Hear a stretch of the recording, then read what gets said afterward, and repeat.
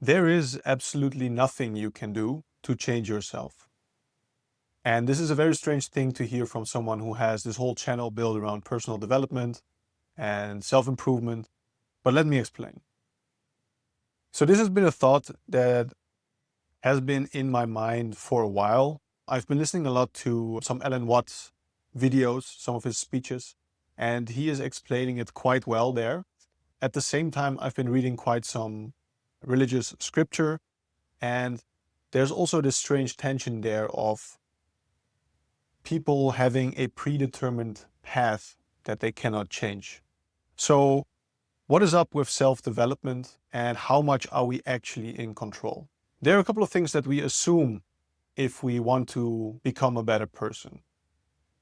Point number one is that we actually assume that we can change ourselves, that this is a possibility, that we are not set in stone, but the way that we are is flexible and malleable.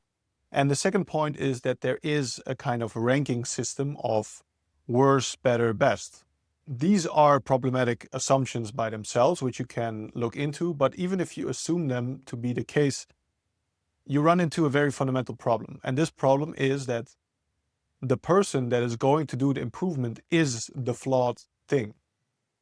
So you're trying to fix something with a broken tool, which fundamentally speaking, it's pretty obvious that that's not going to yield the results that you want.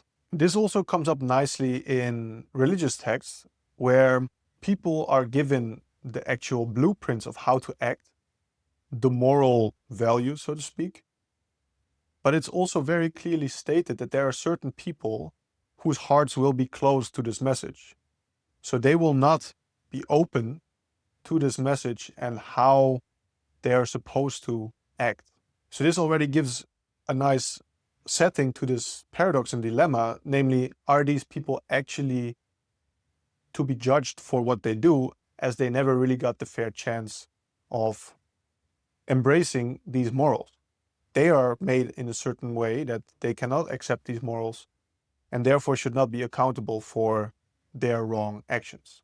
Imagine you grow up with a certain moral framework and you come across certain text or a guru or a teacher who teaches you that these are actually the things according to which you need to live. They give you a new set of morals. And let's say one of them would be love your neighbor. As a matter of fact, you do not love your neighbor, you hate your neighbor. What will you do in that case? Are you going to say, all right, I will pretend to love my neighbor because I know this is the kind of behavior that is being expected of me. And if you do that, does that make you morally better? I think we can all see the problem here because you are not actually loving your neighbor. It's so. So how can we make sense of this whole situation? What is happening? There are two things that we need to distinguish here. Point number one is that we have morals, and point number two is that we have skills. And skills is obviously something that you can improve. You can be a good cook or a bad cook. You can draw well or not. You can be a sailor. You can have skills in how well you can sail.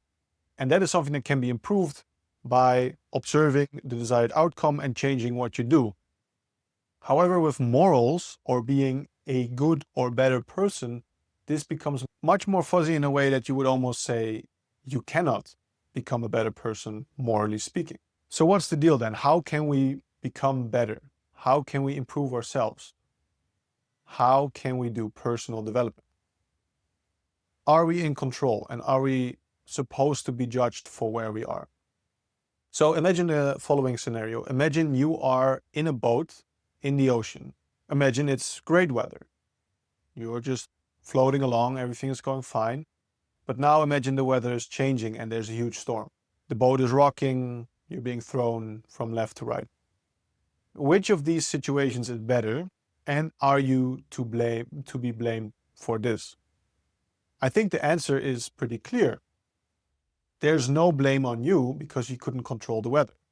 And is one situation better than the other? Well, subjectively it might be the case, but your boat is doing what it is supposed to do, which is floating on the water.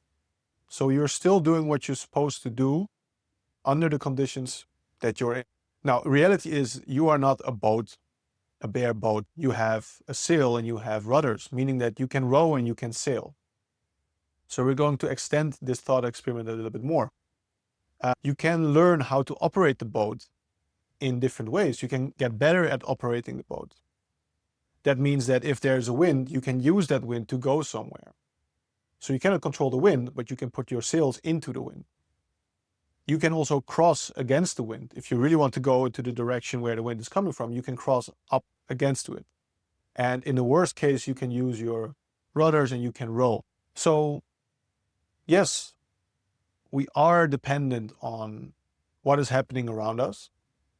We are dependent on the wind and the waves, but we also have choice. How are we going to react to that?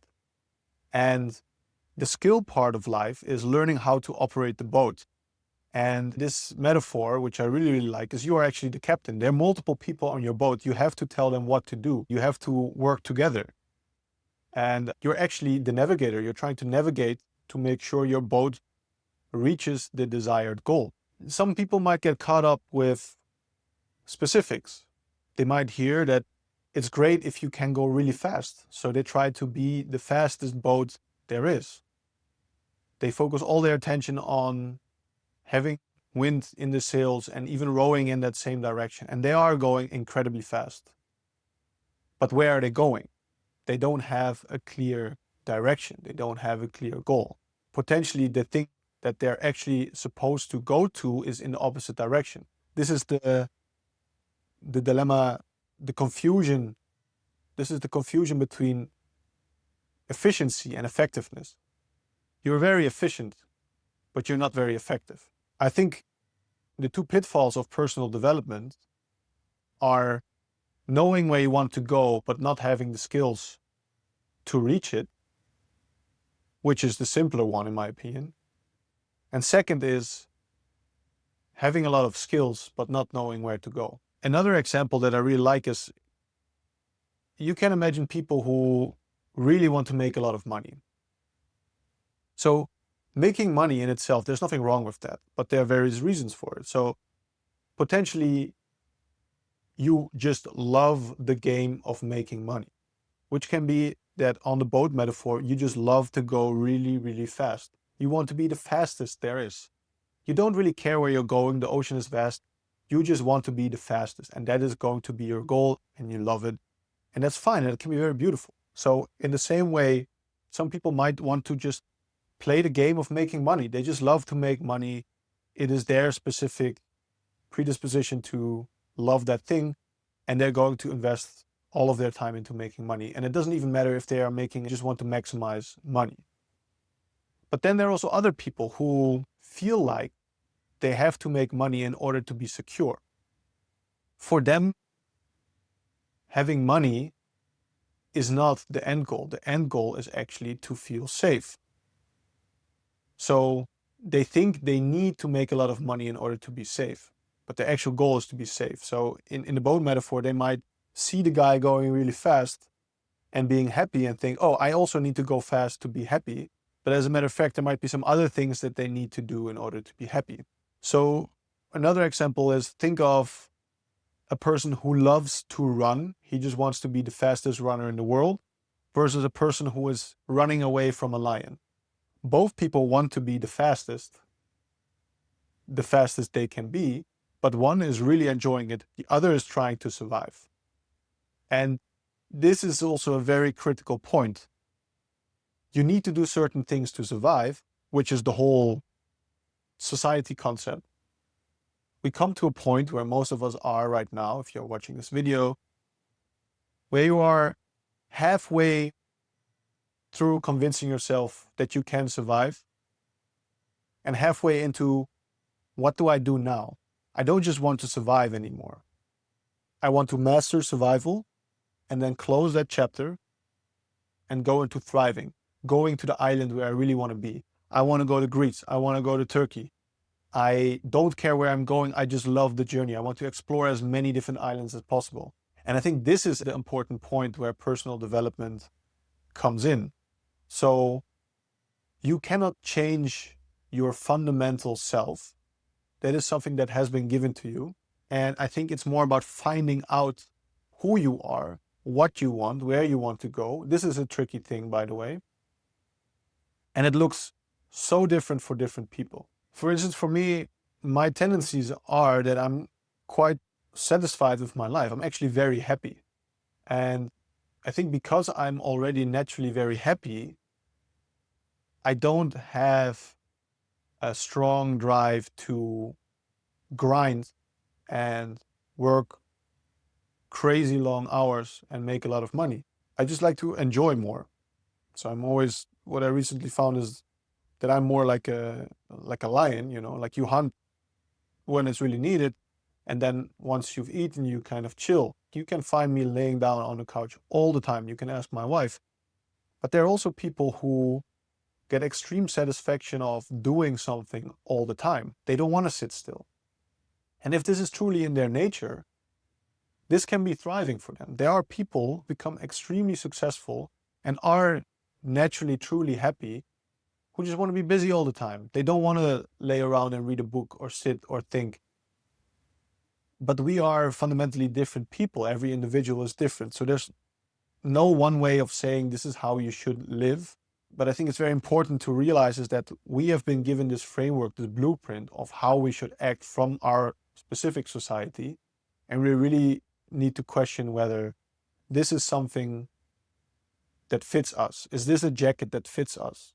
Or have we tried to squeeze ourselves into it in order to blend in for the time being? And maybe now is the time to step out of that and start wearing our true colors.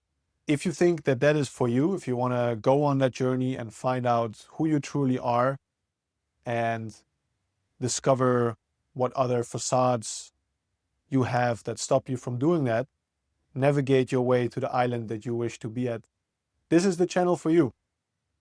I hope you enjoyed this short talk. I will be uploading more of these with more interesting topics like this. So if you liked it, please don't forget to follow this channel, give me a like, and comment what you would like to see next. And don't forget to have a great day.